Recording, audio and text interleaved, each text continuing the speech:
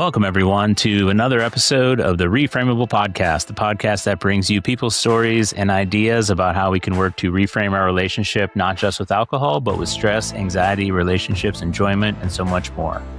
Because changing our relationship with alcohol is about so much more than changing the contents of our glass. This podcast is brought to you by the Reframe app. Reframe is the #1 iOS and Android app to help you cut back or quit drinking alcohol. It uses neuroscience to reframe your relationship with alcohol and unlock the healthiest, happiest you. My name is Kevin Bellack. I'm a certified professional recovery coach and the head of coaching at the Reframe app. And I'm Frank Spinelli. I'm one of the trauma-informed coaches and health coach at Reframe as well. So we were just talking about your recommendation to see The Odyssey. Yes. So you thought yes. Oh, you took my nugget away from me that I was going to share at the end. No. Well, we can go back to it. That's not really a nugget, but yeah, we just saw it yesterday. And I don't know if it qualifies as a nugget, but it's definitely a recommendation, right? Yes, definitely a recommendation. Definitely see it in IMAX if you can, because we were looking. My wife last week said, Odyssey's coming out this week. Make it happen. She's been wanting to see this forever. Yeah, so I looked. I'm like, Friday and Saturday, there are no showings that aren't first row for IMAX. Like I'm looking straight up at the And so I got tickets for 3:00 on Eastern time on Sunday, and then a day later I was like, shit.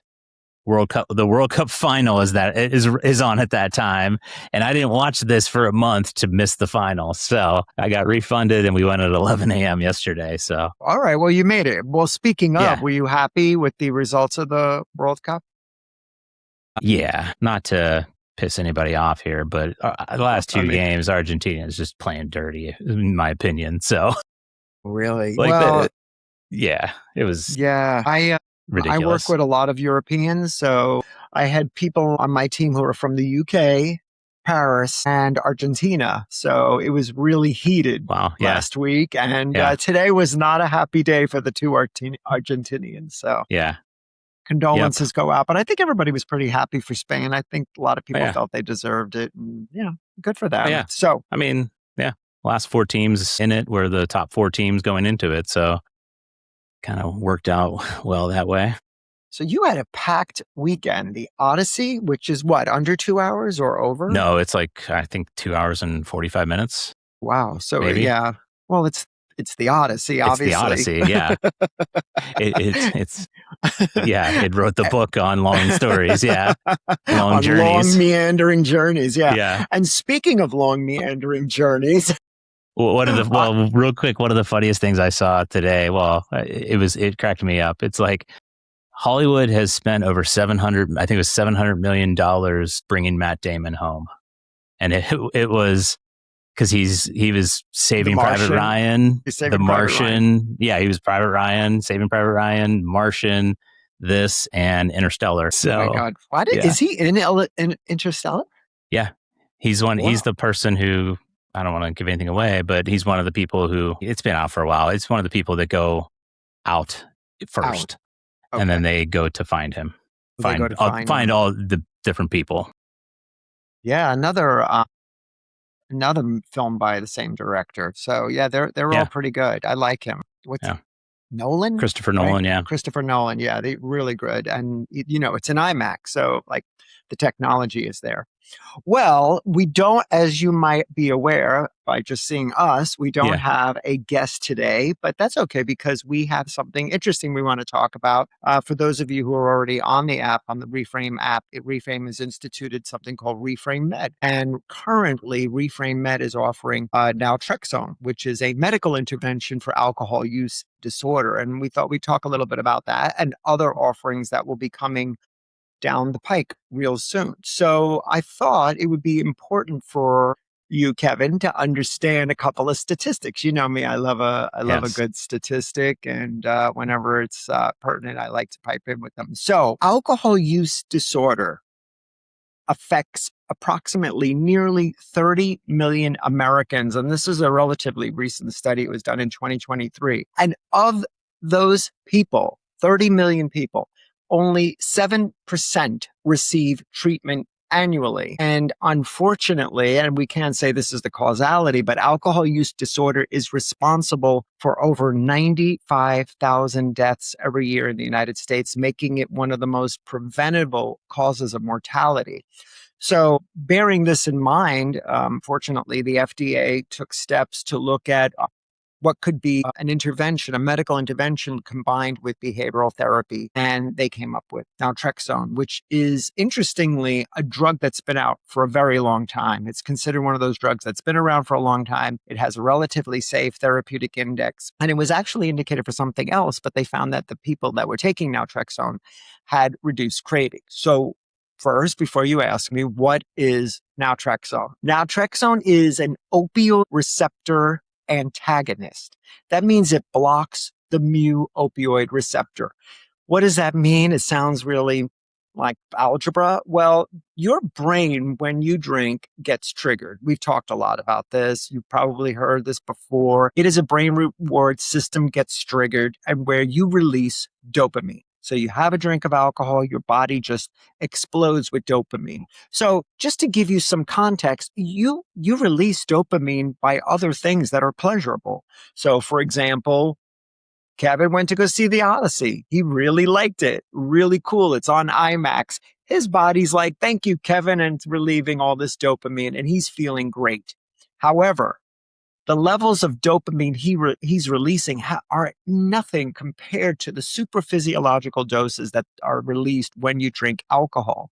So, for those of you who like Star Wars as much as I do, imagine alcohol is the Millennium Falcon and it wants to land in the Death Star, right? Remember that big Darth Vader planet? Well, you have to go into the docking bay, right? There's tons of them. Well, Naltrexone is blocking the docking bays. It doesn't block alcohol. It blocks the docking bay. So what happens? There is no release of dopamine and you get this blunted response. What does that mean for you? If you are taking Naltrexone and you drink alcohol, you will not feel euphoric. In fact, you'll feel pretty blunted. Many people have said it felt like drinking a glass of water, which is no fun. But to be very clear, you are still consuming alcohol. You will have blood alcohol levels. And so it is very important for you to understand that if you do decide to go on Naltrexone, that you will, if you consume alcohol, you're still consuming alcohol. It's still in your body, but you're not feeling the brain reward system getting triggered. Does that make sense? That does make sense. You had me at Star Wars, and I don't have the Death Star, but I do have the Millennium Falcon Lego. I could have used as a prop here and showed. But when you say blunted, how is that? So you're not going to feel the buzz. You're not going to feel that euphoric effect and things like that. Can you feel drunk on it? So that's a really good question. The thing is this, when you feel this blunted effect, you're not feeling the euphoria. You're not feeling this, that sort of like, easygoing, a little bit, happy. Yeah. You're not feeling that. You're actually just feeling blunted. And for many people, they don't realize that they are still getting intoxicated. They're just not experiencing that euphoria.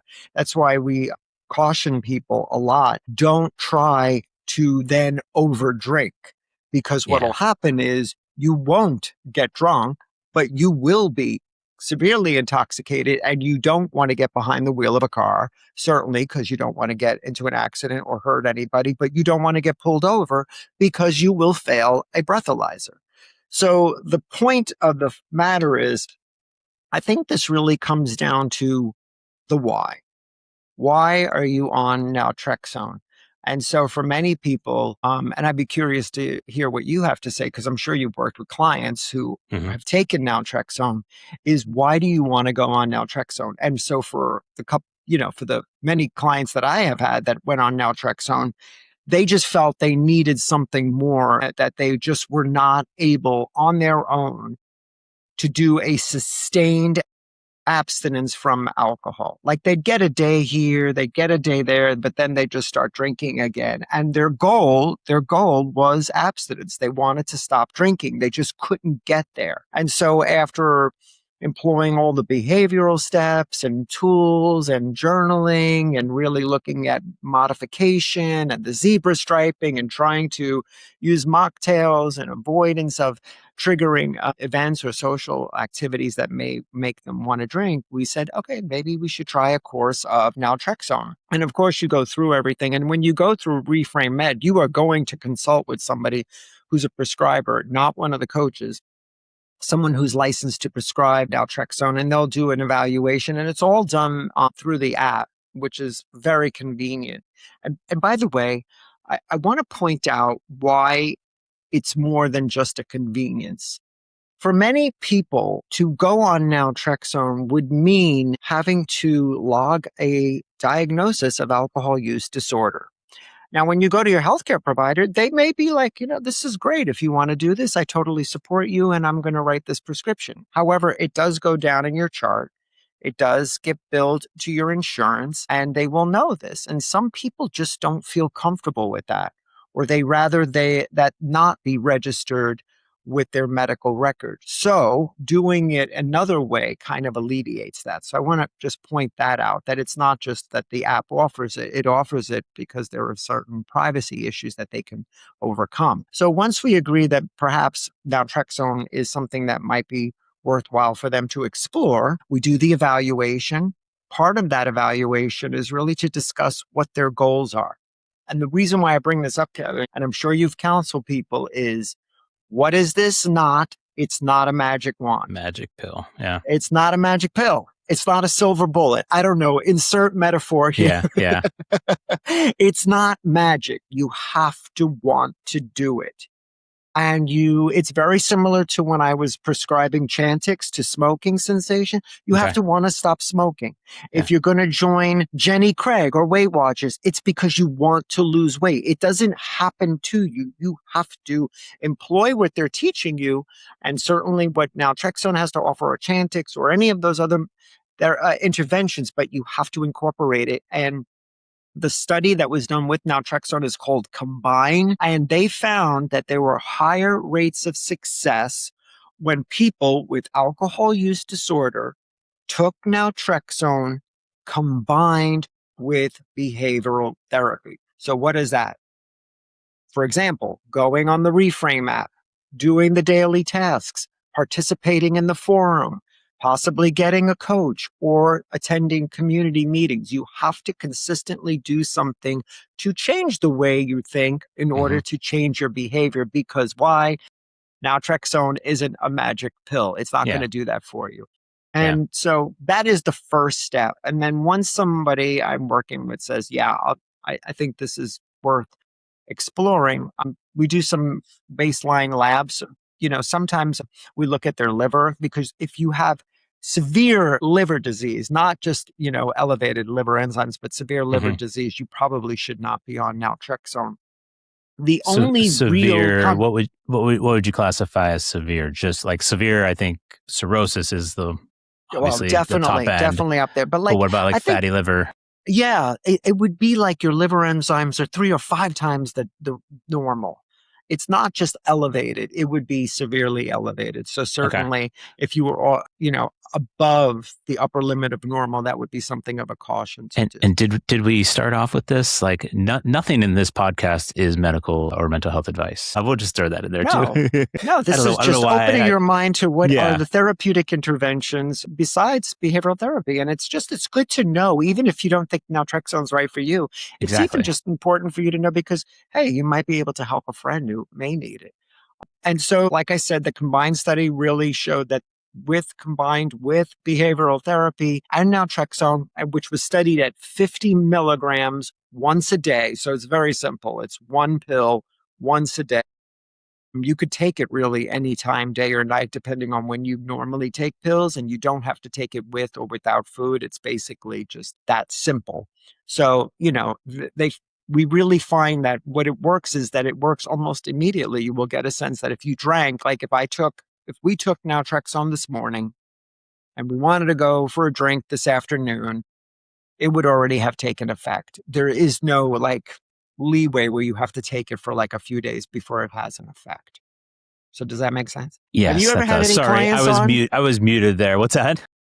Have you ever had any clients on Naltrexone yourself, Yes, I or? have. I do now, and I have in the past on various things, whether it's naltrexone or yeah, there's others out there that aren't as well documented, long standing and with as good of results. But yeah, and usually it is that they do notice that feeling of, okay, I'm not feeling this, and it's not as beneficial for me. Let's just say Pleasurable, yeah. pleasurable. Let's. Yeah, it's not doing what I'm used to it what I'm used to, and therefore, and that's the whole thing. It's breaking that neural pathway that I drink this, I feel this. Now it's like I drink this and I don't feel this. It's like, well, why am I drinking this then? That kind of. Exactly. And that's called negative reinforcement. You're doing something and getting no benefit from it. So your brain is like, don't do this. It's not fun. And I think that's really what's important. I also think, another thing that's really important that we touched on it just minutes ago is that besides it not being a magic pill, which I'm going to say probably 50 more Yeah, times I before we're do all done the here time. Yeah. today, is, it's not magic. You have to want to do this. You have to make a decision on where you want to go with this. Now, I've mentioned that people drink on this. They do. And it has been shown to curtail people's drinking. Certainly, if you want to go alcohol free, this is a great way to go because it really will motivate you because you won't get any benefit from it.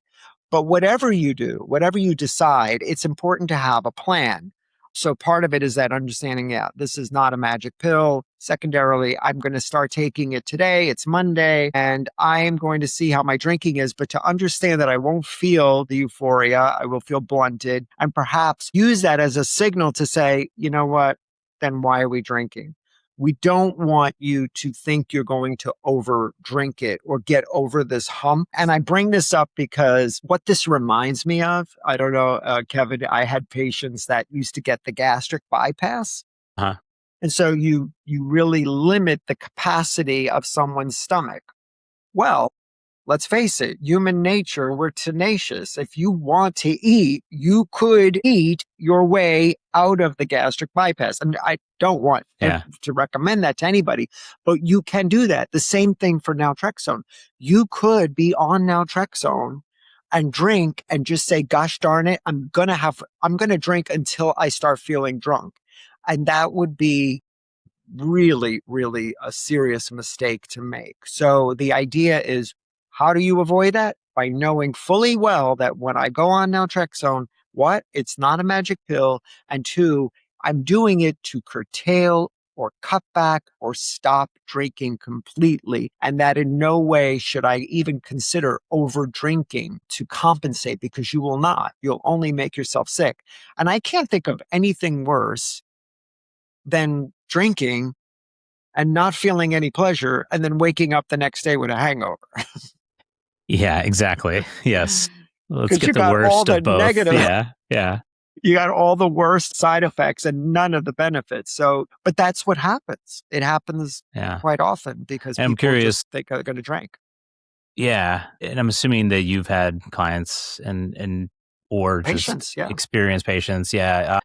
Who have been on this. And so what if I'm somebody who I don't want to quit completely? I'm curious because obviously if I want to go alcohol free, if I want to quit, this makes sense for, to keep taking that. And then, okay, I'm slowly kind of, you know, disassociating that with the pleasure signals and moving on. Right. But if I'm somebody who wants to moderate, be a mindful moderator, is that okay to incorporate this? And how do you incorporate that? I'm assuming it's not an everyday type of thing, perhaps, but how does that show up? Well, that's interesting that you brought that up. So the way it was studied and the way it has been FDA approved is it's a once a day modality. You take Okay. it every day or night, and it works better that way because there is a consistent therapeutic level in your body. Now, what makes this so good is that, it really does get to peak levels within hours. So if you miss a dose, you can just go right back on it.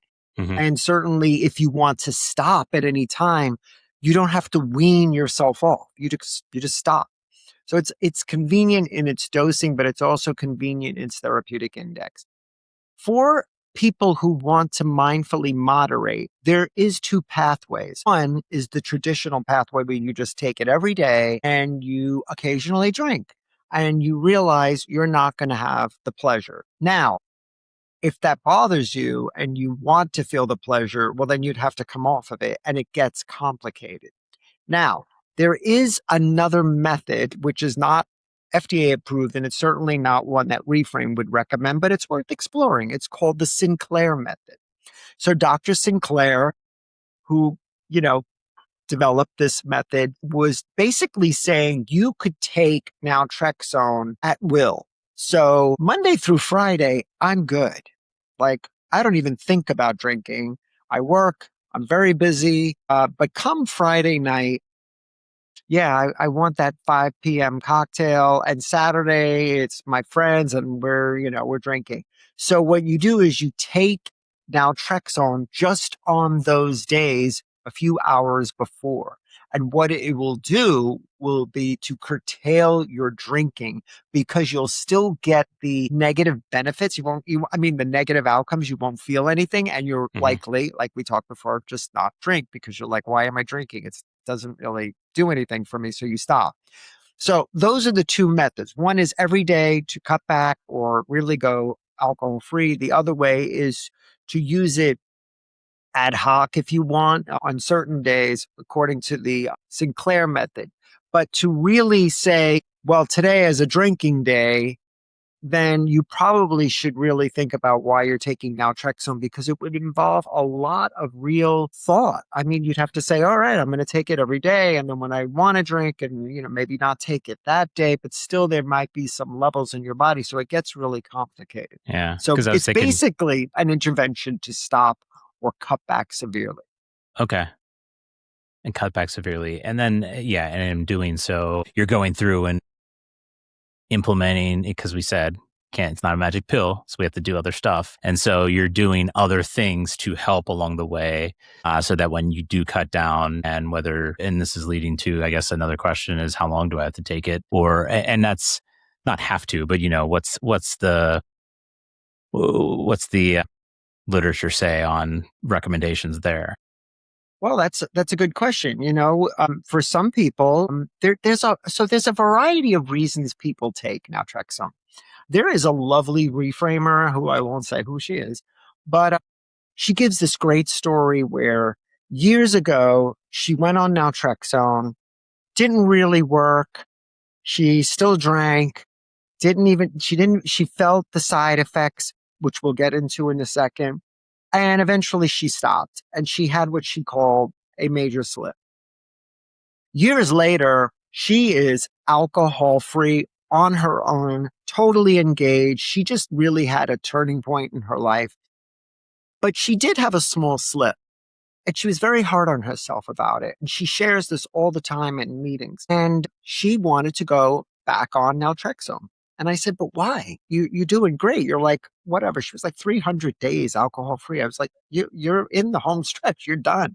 She goes, no, I feel like I think about it. So remember, we talked about naltrexone really cuts back on cravings, and it does. So she went back to her healthcare provider and they had a really long talk and they put her on naltrexone. I believe she started at a lower dose, 25 milligrams. She's a small person and she did really well. And she's shared again on many meetings and talks about her journey. And more, it clicked with me what she was doing. It was giving her the confidence to say, I don't even think about it anymore. I know I got this in my back pocket if I need it. I can walk through life feeling really confident. I can enter any room without feeling like I'm getting shaky, and I'm all for it. So that is one example of somebody. Typically, if you're going to start, and let's say your goal is to quit drinking, you would start and anywhere between 3, but more likely 6 months or more. Now, there are people who just stay on it. Like I said, it's relatively safe-ish as a drug. There are a few side effects. Most common one is nausea, which is mild to moderate, and it pretty much goes away after a few days. Mm-hmm. So to mitigate that, If you're feeling nausea or any of the gastrointestinal side effects, you might want to take it with food. That sometimes mitigates it. Remember, there's no restriction. And if it makes you feel a little tired, then just take it all before you go to bed. That way you sleep through it. But regardless, it's for you to just evaluate every day when you take the pill. What are my side effects? Is this tolerable? If it's not, then you should talk to your healthcare provider. But certainly after a week or two, the side effects should go away. And certainly if you're doing well on it and you're not drinking and you just want to stay on it as a way to continue boosting that confidence and get you to a point where you're not even thinking about it, then yeah, people stay on it for over a year. It's really up to you and your healthcare provider to really talk about a plan. The second thing that brings up is a lot of people feel, and I'm sure you've heard this, like, I'm taking a drug to stop taking a drug, Yeah. right? Yep. That seems, what I would say to that is, well, that's one way of looking at it. The way we're looking at it is you're unhappy with your relationship with alcohol. You have tried ways to cut back or get rid of alcohol from your life, and it's not been successful. You want to try naltrexone or consider trying naltrexone for a period of time. It's not for life. And certainly we know, like, if you look at alcohol use disorder versus naltrexone, there's a clear differentiation about what's causing your body the most harm.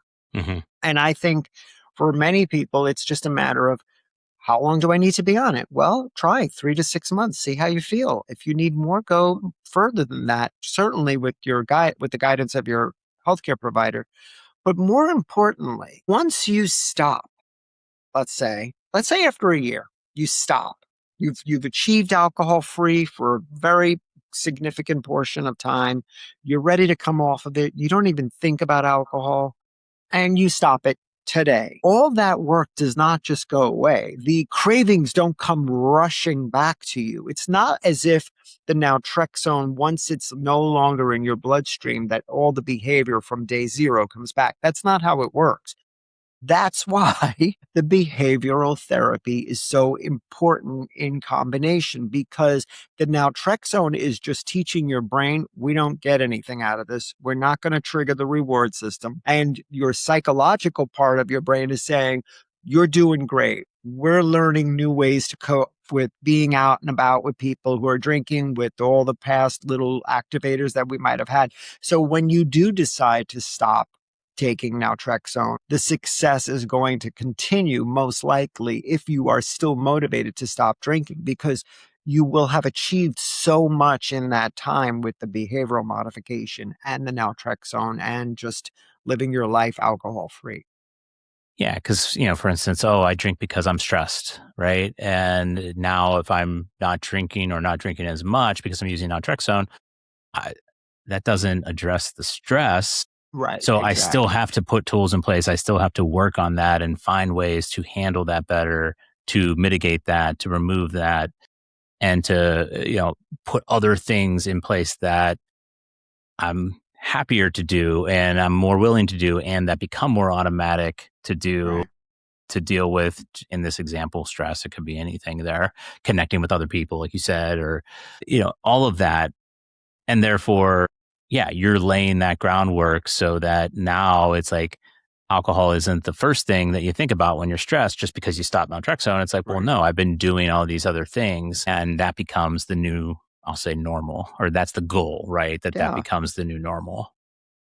Yeah. Yeah. And I think a lot of people they're very quick to describe things, modalities like naltrexone as a crutch. And I don't necessarily see that at all. I think, like, if you had an infection, you'd take an antibiotic. So why is it that we can't just think of these as therapeutic interventions to help us get past a period that we possibly just can't do on our own? And I think once you accept that, you can then say, okay, maybe I can really consider if this is what's right for me. Yeah. Well, and then I don't know if this is a fair comparison, but I'm like, would those same people get a sprained ankle or something and not use a crutch? an actual Yeah. crutch, right? I mean, it's there for a reason. It's to support us and when it's we need extra support. yeah. And then what do we I do? totally agree. Then we do, I had knee surgery. I couldn't put weight on my leg for 2 months. And so I was crutching around, but I was also going to physical therapy and Right. You were doing doing it. things to help strengthen this. And, you can make that same kind of comparison here. And yeah, crutches are useful. Crutches are useful. People need crutches sometimes. It Yeah. doesn't mean you're a failure. Yeah. It certainly doesn't mean you're less than. It just means that we're going to try something new for you. And I think when you open your mind to the possibility of it and say to yourself, okay, let me try this. And again, we're not pushing this because it's not right for everybody.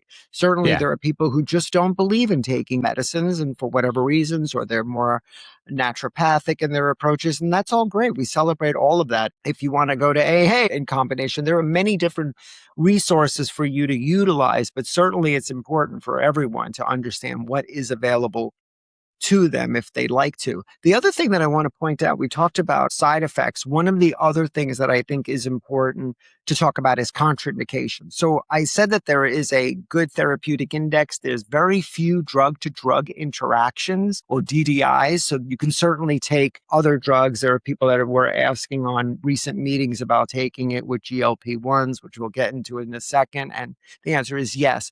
The one drug class you cannot take with naltrexone is an opioid. Why? Because it's an opioid receptor antagonist. So, example, if you're on naltrexone and you're doing great and you're going to have surgery, like a knee replacement, you have to tell your surgeon, hey, I'm on naltrexone. If you give me an opioid, it's not going to work. I'm going to feel pain. So we don't want you to feel pain. The bottom line is, one, you have to talk to your surgeon or whatever in this case and say, listen, I'm on naltrexone and here are the options. So one might be they give you something that's not an opioid painkiller, or there are options there. Or two, you may go off naltrexone for a period while you're in recovery. So the important thing there is you do not want to take an opioid when you're on an opioid receptor antagonist because it will not work. So yeah. Yes, that's a good idea because Because you'll be in an emergency room going, wait a minute, I need more pain meds. Yeah. I know my knee was not fun. So Yeah, I bet. Did you have a knee replacement? No, my doctor said I had a pothole where my cartilage should have been. So it is the easy way to describe it. But I had like an arthroscopic surgery in January of that year, which I like to say harvested some of my cartilage, and then they regrew it in a lab. And then in May of that year, they opened it up fully, not arthroscopic, and then put it in there with a patch over it. And so it had if I had a knee replacement, I would have been walking on it the next day for therapy. But no, it was. Wow, you got like a harvested knee. Yeah, It sounds very bionic. it does. Even though it's my cartilage, I guess they regrew. So they say They grew it in a petri dish on your ledge in the sunlight. Wow, that's interesting. So you had a pothole. Was it an injury or? No, because we talked about that. I think he's like, unless you came in and you just had a severe car accident or something, he's like something like that would have done this. He's like, it's more of a genetic thing that he sees. So, I mean, I played football, into college and I was going to say, I did never you play had football? But I never had issues with my knees. So, yeah. What about termites? No, joking. They were eating away the cartilage. Yeah. They eat wood and cartilage. No. Yeah. Joking. So yes. So any more? Do you have any questions on naltrexone, or are you fully versed? Well, I think when you said too, I think it was like 28 to 30 million people in the U.S. alone. Like that was a 2023 number with alcohol use disorder. I feel like, there's obviously you can go online and research what that is exactly. And it can be, it's a spectrum, right? So I like to bring that up just because some people might be like, well, I'm not bad enough to take that, or, because, I'm putting bad in quotes there, right? Because it's there historically is black and white thinking and stigma around a lot of these things, which it's either I have a problem or I don't. And maybe if I'm taking naltrexone, this admits I have a problem or whatever. But I don't think it has to. I mean, we talk about it in Reframe all the time. It's like my thought is you don't have to get to a certain level, except the level that doesn't work for you. And that could be like, oh, I had a drink last night and I woke up with a migraine, or it doesn't even have to be that. I just didn't like it anymore, and I'm going to stop. Like, it doesn't have to reach any certain level, that is. But I mean, I know there are, different levels to meet the specific criteria for alcohol use disorder. But I just like to share that, I mean, it's a spectrum. So, And yeah. I think any of those like definitions that we have about number of drinks are all relative, because it really comes down to whoever is going to prescribe it needs to come up with some objective metrics to say, Kevin came in, he's unhappy with his relationship with alcohol. He drinks X number of drinks, so therefore he qualifies for naltrexone based on this definition. But like you said, it is a spectrum. And I think it really comes down to what we say all the time. If you're unhappy with your relationship with alcohol, then you probably have some form of alcohol use disorder, just by definition of being unhappy and wanting a change. That's really what it comes down to. But like you said, too, my example of the person who has one drink here and there, the doctor's probably, maybe, I'm not going to say probably, but maybe not going to prescribe it to that person. Doesn't make sense in that case. Yeah. So, but that's where it would be, but it would warrant a conversation, and certainly talking about what's going on in their life. There are other things that make people predisposed to drinking and not being happy about it. And I think that would be, really, maybe they just need a good coach like Kevin. Or Frank. So any other naltrexone related questions? I'm trying to think if I have. Do not. Trying to think if there's any. I had a picture for you, but I can't show it to you now. But yeah, we went over the side effects. We went over the contraindication.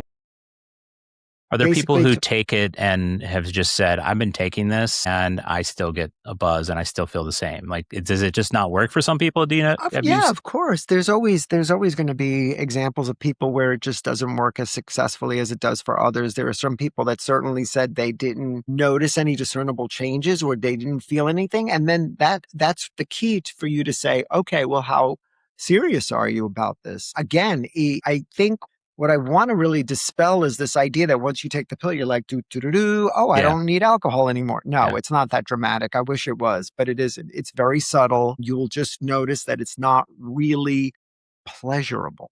That's the thing. It's blunted. I think that word has been used, and I think it is the best description. It just blunts the way you feel on alcohol, which is not pleasant. And I was wondering too, let's see if can you answer this question? Because, I like to think about like the, dopamine. I think typically with drinking, it gets, whenever I start to crave alcohol, like, okay, I'm on my way home, I get home, like I think of dopamine being released there in the craving phase of it, because dopamine is also a motivation chemical from what I've, seen, as well as pleasurable. And so it's motivating me to go get the drink, and then I get the drink and I might get a little bit of additional dopamine there. But since I gave myself what I wanted, I'm good. Whereas if I don't give myself what I want, I think, and this is coming from a former accountant, so Frank's the expert here, but that dopamine rise, if it rises, like it's going to fall to counterbalance that. And so I'm going to feel a little bit lower if I don't give myself that drink. And I wonder, is it because my brain is expecting this thing and I'm giving it to it, but I'm not really giving it to it? Yeah, well, yes and no. So the idea that like at 5:00 you're driving and the liquor store is coming up, what you're experiencing with the craving is actually the brain reward system being triggered to pay back debt. Your brain is like, remember, we gave you all the dopamine. Now we want it back. How do we get it back? Yeah. You got to go buy some alcohol. And so if you do, you listening, let's say it's not a bank, it's a loan shark, right? So Yeah, I like you, that. bo- Yeah. you borrowed some money from a loan shark. The loan shark's like, 5 o'clock, we need you to go get whatever that alcohol is because we need to be paid back. One, you can say, no, I'm not going to do it. I'm just not going to get on that merry-go-round. It's always going to be a high interest rate and I'm never going to be able to pay them back because that's the truth. You're never going to be able to pay them back. Or you go and you buy whatever that bottle is and you drink it.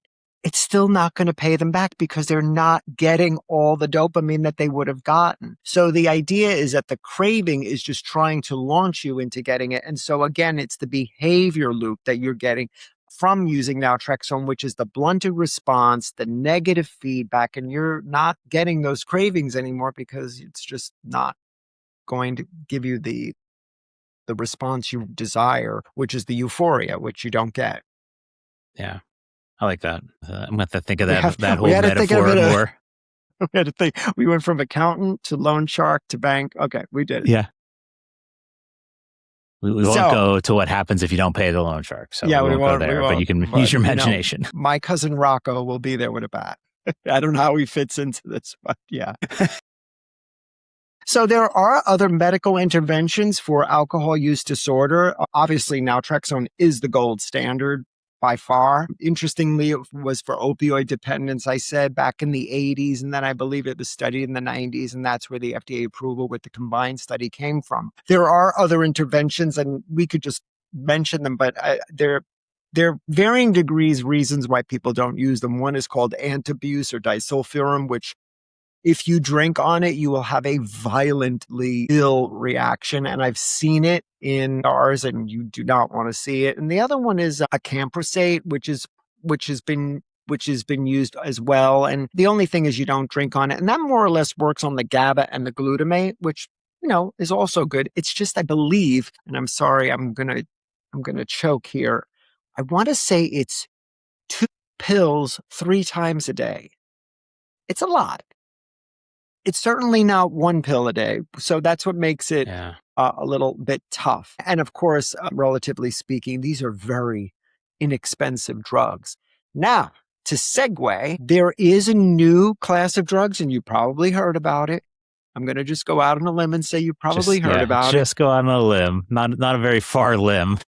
It's called GLP-1s or glucagon receptor. They're probably everybody has heard of them at this point because they're everywhere. So glucagon-like peptide 1 is both a gut hormone, that's your guts, and a brain neuropeptide. And it was originally studied for appetite and for control of insulin. So the one that everybody probably knows is called semaglutide, which is also sold as Ozempic. Ozempic is indicated for diabetes, for the insulin regulation. And then there's Wegovy, which sounds like a Japanese steak to me when I think about it. And that is for weight loss. And it is a synthetic GLP-1 receptor agonist, not an antagonist like naltrexone, and its effect on alcohol was discovered incidentally. And by the way, that's where a lot of things are discovered. I mean, that's how we found that finasteride grew hair. And I mean, we could go on and on, where we found out that the secondary effects of medications work for other ways that are actually beneficial. So patients taking it found that their metabolic conditions began to spontaneously report reductions in alcohol cravings. So it looks like GLP-1s are in the process of doing a large-scale study for alcohol use disorder. Now, just as an aside, GLP-1s, man, they're taking the world by storm, and probably for really good reason. I talk about this example, but I have a cousin, and we recently ran into each other at a funeral, and he had diabetes, hypertension, he was overweight, he has rosacea. I mean, just a lot of things. And when I saw him, I was like, "What? You look great. Well, like, what's going on?" And he goes, "Yeah, I'm on Ozempic. And I dropped 15 pounds, my rosacea cleared up, and my diabetes has never been better." And I was like, wow. So, I mean, when you think about it, I mean, I'm not joking, you guys. It looked almost like the guy got plastic surgery. He looked great. I was like, where'd you Yeah. get Botox? He just looked really healthy and not like he lost all this weight. I mean, we've seen people on TV who have gone too far. He just looked like he Yeah. dropped a few pounds, which he did. And so, of course, it was definitely indicated as an anti-inflammatory. It was helping people with their insulin and their sugars. Certainly to lose weight. It's very well documented. But now, lo and behold, we have this new possible indication that's coming for alcohol use disorder. And again, just to give you a bit about why it works. GLP-1 is synthesized in the brainstem neurons and it projects directly to the VTA, the ventral tegmental area, and the nucleus accumbens. If you know anything about alcohol, this is where we're talking about the circuits that reinforce alcohol's effects. And this has a neurological action. So it's not surprising that it actually diminish the cravings. And so alcohol's reward, as we said, depends on dopamine, that real burst that you get from that loan shark. And GLP-1s decrease the dopamine release. So again, if you're on a GLP-1, you're not getting that release. So even if you did listen to the loan shark, and even if you did go to the liquor store to pay them back, you will not get the dopamine and you will not make the cut for the week and your percent interest is going to go up. And this has been shown in neuroimaging. I mean, all of this has been shown, even with other studies. And the other part of it is that semaglutide has increased the GABA. And so what alcohol does is throws that off into disequilibrium. And so then you have it going back into where it would be. And then beyond that, GLP-1s really affect stress and cognitive function. So they're driving lower rates of relapse, which is really significant. And I think if they can show that in a clinical trial, that there was lower rates of relapse because people were on GLP-1s for another reason or because they were on for alcohol, I mean, I think you're going to see a huge change in the way we approach alcohol use disorder for individuals who really need a medical intervention. Yeah. Yeah. And so is that, you said that's coming, Mm-hmm. that those are the clinical trials coming, but now Right. it is very much I mean, reported certainly, that, yeah. yeah. I mean, you could certainly get it as an off-label use. I mean, the semaglutide is approved for diabetes and obesity. Remember, Yeah. as I said, as Ozempic and Wegovy. It is not indicated as of yet. It's imminent, but the phase Yeah. 3 trials are in progress. It'll definitely get read out soon, but I believe the trial is done. So I think it's just a matter of getting the FDA approval. But regardless, I think the real take home here is that this will be another offering, correct? From Reframe Med. Reframe Med. Yeah. Yes. Wow. Coming soon. So Yes. can you believe that? I know. That'll be interesting to Yeah. see what the reception is for that. And I have had clients who have been on a GLP-1 for, I don't want to say what I was going to say, for weight loss specifically versus diabetes, but I can't confirm or deny that really, but it's, and have had good results as far as the cravings reducing or being eliminated, but a big reduction in that. And as I mentioned, to you earlier, that we were like, we'll talk about this. I was like, well, just so you know, I started using Wegovy 3 weeks ago too, not through Wow. Reframe Med, since that's not out yet. But so spill the tea, Kevin. How's it going? it's been very interesting, and I'm actually glad I did it for many reasons, but just so the fact I know what happens. And mine was for weight loss, and yeah, like Ozempic and those things, my doctor, I looked at things on places online who prescribe, and then I went through my doctor to see, okay, can I get this through insurance? And most of the things that he could prescribe me through insurance were only if I was, had diabetes specifically. Like Ozempic was one of those, he told me. And so, I went through, doesn't matter how I went through my doctor to get I went with Wegovy, and I'm only, again, I think I'll take the 4th dose tomorrow. I'm 3 weeks in, but it has definitely been interesting. And I could see it's something that I've said definitely a lot here. I feel like I've definitely had to get mindful about really quick, as far as I'm like, okay, how much, just how much do I need to eat? What do I need to eat? And changing that, because, it does change immediately food, what I call food noise. That is, because I'm more of I would fall into the category of a binge eater, and usually, and it kind of plays in with, I also have ADHD, in case you haven't watched the podcast before. And I do take Adderall for that. And so that's one thing that I watch and was worried about from the start is, while Adderall doesn't typically suppress my appetite anymore now that I've been on it for a few years, but I know initially it definitely did. It did, right? But I also have an issue with, making sure I'm consistent with eating, or, I'm busy and I go from one thing to the next and I forget about that. And then I get to the end of the day and I'm ravenous, and that's where like the binging comes in. So this has made me, again, like you said, it's not a magic pill, because now, yeah, sure, I've lost weight already, but I've also changed how the things I'm eating, how I'm eating, how often I'm eating, how I'm getting reminders for that, what I'm tracking, and I'm just being more mindful. So it's definitely shut off the food noise almost immediately. It was You know, surprising. it's so interesting you said that, because I just brought up a document because I was looking at the GLP-1 pager that I Hmm. created, and there is a study. I won't read it to you, but it was with diabetes, obesity, and metabolism. And here is the verbatim quote.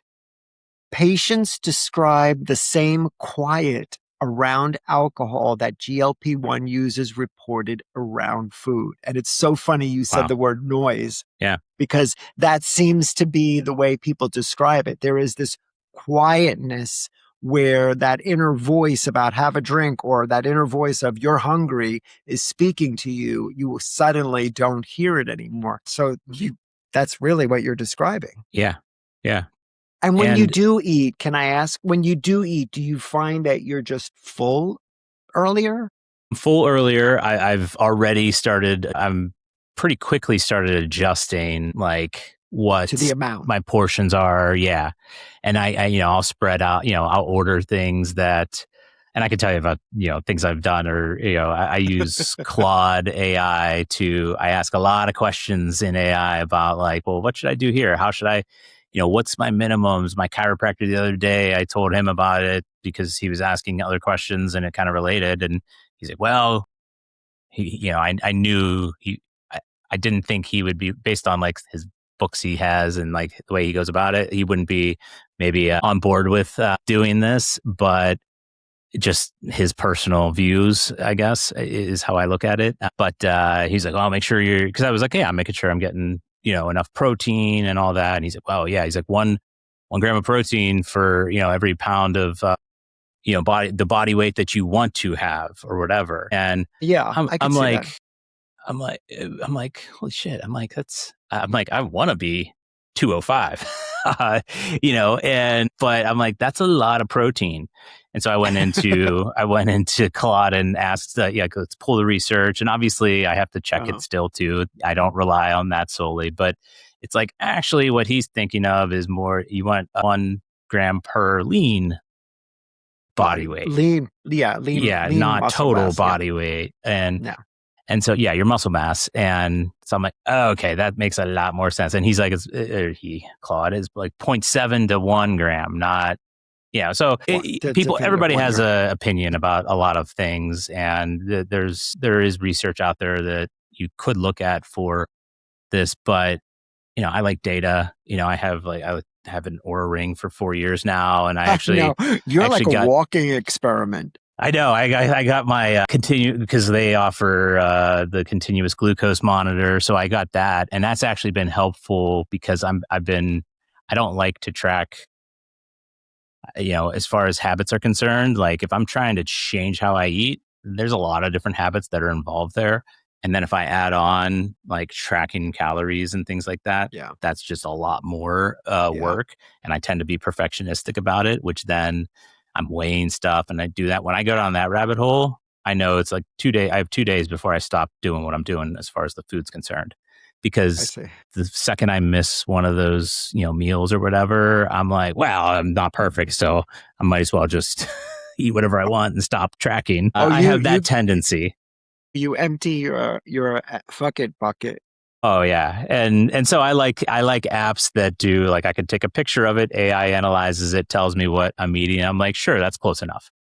I really, well, thank you for sharing that. I love like listening to the way you're approaching this. It seems like you're being very mindful about it and certainly utilizing all the resources that are provided to you. And I'm sure you're going to be paying attention to your appearance, but also how you feel physically and, working out and you're going to see changes in your body, obviously.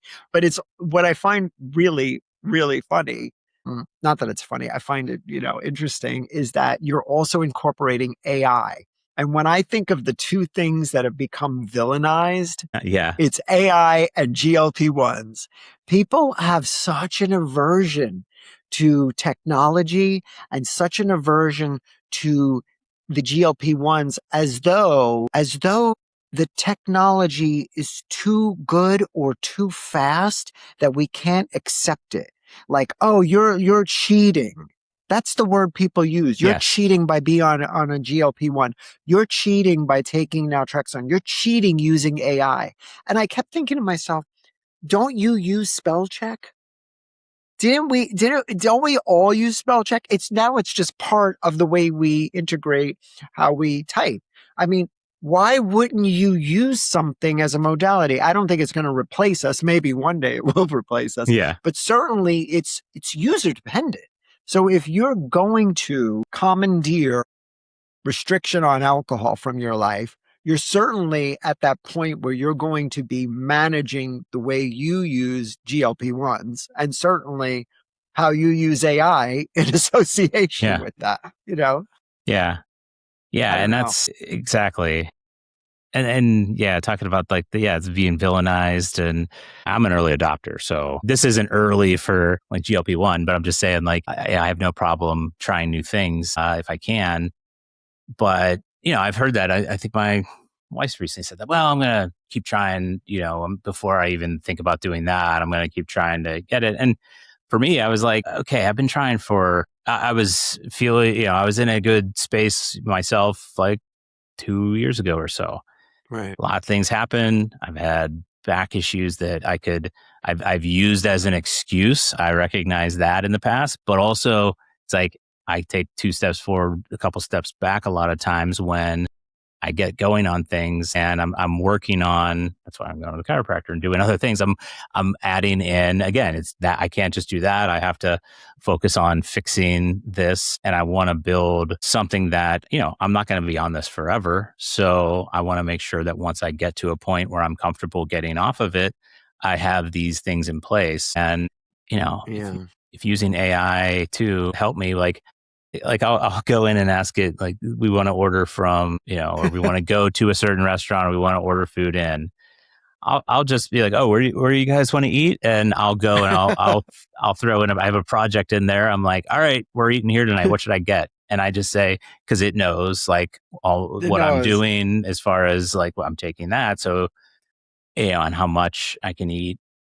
And so it recommends things. And I've almost tried to just like be like, all right, I'm going to take that, instead of taking away the decision fatigue of this. And The decision fatigue and also the amount of time you'd probably spend researching it. yeah, yeah, yeah. And it just pops up and it looks at the website and it comes back and be like, oh, Yeah. I'll sometimes lead it too, because we'll be ordering from like this taco place here, and there's a protein bowl that I like, which I Oh, thought wow. was good, but I was like, I don't want it to tell me something different. So I'm like, I usually get this at this place. I'm like, is that good versus tell me Yeah, what to yeah, get yeah. here? Oh, Anyway, yeah, well, you leave it open-ended. yeah, Well, I commend you for being honest and telling us. I also think, listen, I think you're dispelling a lot of really negative myths about crutches and cheating and taking the easy way out. I don't see it that way at all. In fact, I know a lot of people coming from families that eat and have eating disorders, and I don't mean to use that term lightly. There are people who really struggle with eating, and then there are people who just eat. They love to eat. And certainly in my family, especially, if you're not big, you're not healthy. And so there's a lot of a lot of negative connotations to being thin or underweight or whatever. And we're not suggesting any of that. And we're also suggesting that you work with a healthcare team. But I don't, I'm one of those people where stay curious. Keep your mind open, learn before you judge. AI seems to be scary for so many people. I think it's here to stay. It's not even like it's coming. It's here. Yeah. Get used to it. Yeah. Yeah. And as far as the GLP-1s, I mean, we're going to be finding that there are a lot of uses for them, and it's certainly going to be expanding. And by the way, I think I've talked about this on other shows, is my day job is I work in research. We're being motivated to use AI to design clinical trials that would have taken months or years to develop, and AI is doing it very quickly. So think of it that way. Think about it's not so much taking your role, it's about taking away the time that it takes to do it by humans. Yes. Yeah. Maybe we've been watching one too many sci-fi movie. We Yeah, don't. I keep going back to Alien, where Bishop was that deranged guy. I always think of the Matrix or Terminator. Yeah, Terminator, Matrix, all of them. And you don't want it. And that was one of the other things. Yes, I want to lose weight, and that's a big part of it for my health, and helping that's only going to help my back, which then I can work on my back more and then work out more. And exactly. But there were other reasons too, which I'm not going to get totally into. But I know there was this, I think it was called the Essence trial. That's what I found in researching it. Published in New England Journal of Medicine, April 2025, and it says the percentage I saw here. I found you can again 45% of all the statistics I use are made up on the spot, but this one at least I have in front of me with research. But 62.9% of semaglutide patients achieve MASH resolution without worsening fibrosis. With MASH, right? Yeah, and fatty liver and that, which I was diagnosed with. And I saw that and I was diagnosed with that in 2018 and 2019, and I haven't, I'm 7 years alcohol free, but I went back twice after that, and for ultrasounds, which aren't the best way to measure that. And it was, it still said fatty liver, but my liver enzymes are down and I'm not too worried about it. However, that's always in the back of my mind still. And I saw something last year about this, which kind of stuck in the back of my head. And that was the other reason that I kind of decided to, if it's going to help that too, good, that'll be a little bit more, a little extra peace of mind, I think, for myself. But again, bonuses, there's a lot of different things coming out. Which is what it helps probably the best closing statement we can make, which is none of these modalities are a one size fits all. Everybody needs to take what they can and go back to their healthcare provider with questions and see if they can tailor make something that would work for you, because obviously everybody's different. And, who knew about the liver issues and the weight and the back. I mean, it's just very complicated and nuanced. And so the approach has to be just as nuanced. So good luck. I can't wait to follow this journey with. Yeah, thanks. And just here's my nugget, even though we don't have to do nuggets, and then I'm not going to get the exact quote right, but I remember listening to a Rich Roll podcast where Johan Hari was on, because he came out with a book. He took Ozempic for a year. This was a few years back, so I wonder how much has changed in the book. But the book was called, I believe, Magic Pill. And he was talking about it. And, they were, Rich Roll and him were on pretty much opposing sides of it. But he said something to the effect of, this is a manufactured solution for, I don't know if he said somewhat, but I'll just add somewhat manufactured problem, right? With our food industry and the way food is. Marketing industry, food industry, alcohol industry, culture, romanticizing movies. Solution for a manufactured issue, or at least partly manufactured. I don't want to put all the blame on that, right? Yeah, the TV ads made me do it, but But if you think about like the amount of science that goes into a Big Mac at McDonald's, right? So that it melts in your mouth immediately and it is kind of, I like that idea. I like that thought that he threw out there, but that was something that stuck with me. I'll have to check out that book. Well, Kevin, good luck. Can't wait to see how this unfolds and learn more about it. Thanks. And thanks, Frank, for sharing all of this information with us today.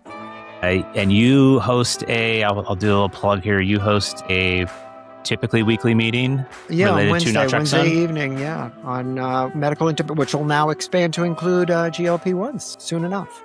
Nice. Yeah. Thanks, Frank. And thank you all for listening to another episode of the Reframable Podcast brought to you by the Reframe app. Reframe is the #1 iOS and Android app to help you cut back or quit drinking alcohol.